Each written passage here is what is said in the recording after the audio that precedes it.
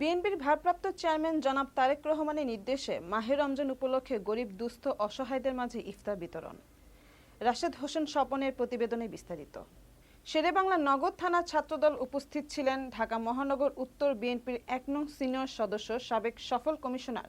ঢাকা ১২ আসনের মাটি ও মানুষের নেতা জননেতা আনোয়ারুজ্জামান আনোয়ার, ঢাকা মহানগর উত্তর ছাত্রদলের সাবেক সহ সাধারণ সম্পাদক মোহাম্মদ রুহুল আমিন, শেরেবাংলা নগর থানা ছাত্রদলের সিনিয়র যুগ্ম সাধারণ সম্পাদক সাইদুল ইসলাম হীরা, যুগ্ম সাধারণ সম্পাদক আলামিন রাব্বি, যুগ্ম সাধারণ সম্পাদক মোহাম্মদ শকর আলম মাসুম, শেরেবাংলা নগর থানা ছাত্রদল নেতা আব্দুর রহিম সবুজ, কাজী তিতুমির হোসেন রাকিবুল হাসান সহ ৯৯ নং ওয়ার্ড ছাত্রদল নেতা মোহাম্মদ হাসিবুর রহমান, হারুনুর রশিদ হারুন, তাজবি ইসলাম মাহিন, হাসান মাহমুদ, মোহাম্মদ ইমরান ইমু, শাহিন খান,